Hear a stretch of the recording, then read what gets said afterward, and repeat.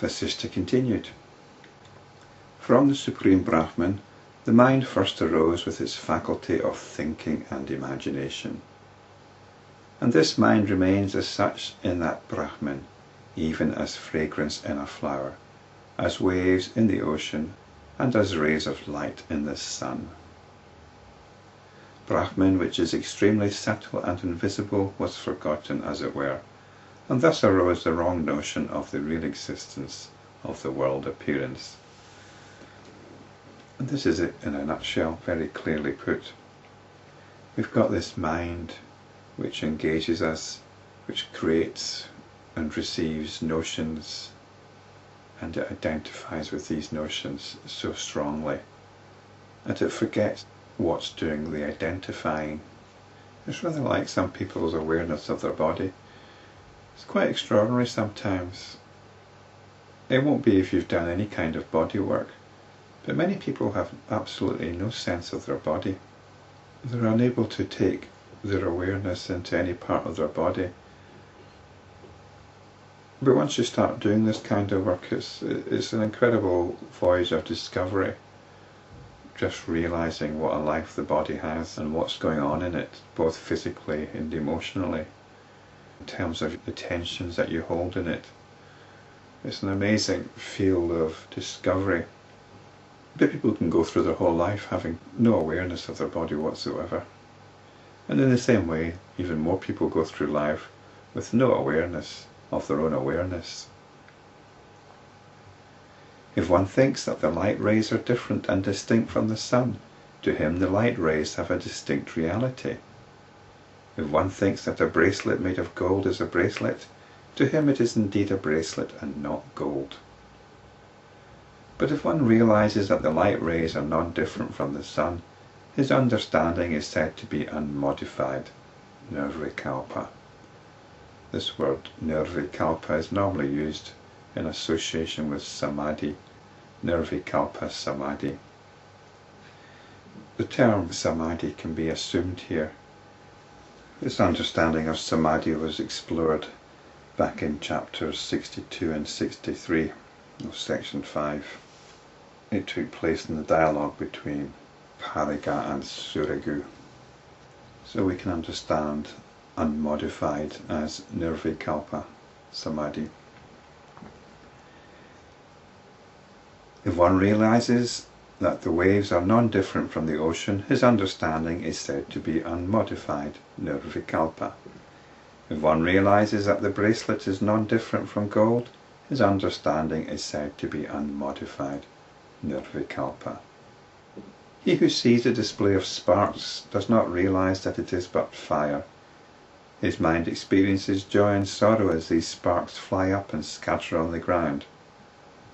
If he sees that the sparks are but fire and non-different from it, he sees only fire, and his understanding is said to be unmodified, Nirvikalpa. He who is thus established in the Nirvikalpa is indeed a great one. His understanding does not diminish. He has attained whatever is worth attaining. His heart does not get enmeshed in the objects. Hence, O Ram, abandon this perception of diversity or objectification and remain established in consciousness.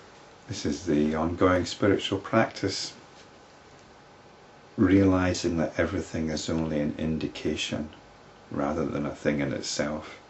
It's an indication and a reminder of the underlying consciousness. Everything is a reminder of our own consciousness. It's a reminder to remain established in our own consciousness. Whatever the self contemplates is materialized on account of the inherent power in the consciousness. This kind of statement can be easily misconstrued, but it really describes the underlying mechanism by which we construct our own reality. Whatever the self contemplates, these are the notions that we stick to. You might find what I say about not having a body, about the body being notional, is quite preposterous. So you'll say, things like, well, of course I've got a body. This is it here. I can touch it. I can see it. How can Guru Gillis say that there's no body? So that's the self contemplating the notion of a body and reinforcing it, materializing the notion, if you like. We have a notion which we take as reality. We materialize our notions in the sense that we take them as reality. This isn't some sort of yogic power where something materializes out of thin air. It's much more profound and incredible than that, actually. Our whole reality is actually of that nature. Whatever we believe, whatever we think of as reality, that is something that we're materializing, if you like. We're concretizing. We concretize our notions and our beliefs. That materialized thought then shines as if independent. Of course there's a world out there. Look, it's doing all these things. It's got nothing to do with me or anything else. This is a notion which we materialize as concrete reality. It's only notional. Thus, whatever the mind which is endowed with the faculty of thought contemplates materializes instantly. This is the origin of diversity. Hence this world appearance is neither real nor unreal. We can call it either. Is a dream real? We get caught up in our dreams. We have very real emotional experiences and even physical experiences in dreams. Then we wake up and we say, it was only a dream. It was all constructed by our mind. It was all a notion. It was all imagination. But we contemplated it. We had our attention identified with it. We were totally involved with it. We might have been experiencing the height of terror or intense eroticism, anxiety, fear, confusion. All these things are very, very real. But they're also unreal in a sense, aren't they? Even as sentient beings create and experience diverse objects in their own daydreams, this world appearance is the daydream of Brahman. And Brahman isn't something separate from ourselves. Brahman is our own underlying consciousness. When it is realized as Brahman, then the world appearance is dissolved.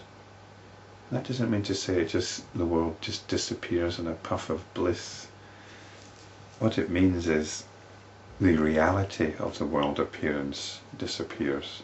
We realize its notional nature. From the absolute point of view, this world is non-existent. Brahman remains as Brahman, and it does not create something which was not already in existence. There's only Brahman. It's like a whirlpool. It's only water. And yet we identify it as a whirlpool. O Rama, whatever you do, know that it is nothing but pure consciousness. Brahman alone is manifest here as all this, for naught else exists. There is no scope for this and the other. Therefore abandon even the concepts of liberation and bondage. Remain in the pure, egoless state, engaging yourself in natural activity. So this chapter is quite a good summation, putting it very clearly. We can turn our attention from the notions which we assume are reality to what is actually happening. So all the sensations and experiencing that's going on, that's what's going on. We don't get caught up in the diversity. We don't turn our attention to aspects of what is going on. The attention rests in itself and everything happens. This is the reality. And we can touch this reality, we can rest in it before getting absorbed in notions again. There's a coming and going between the attraction of notions and being able to rest in our essential reality. This is spiritual practice.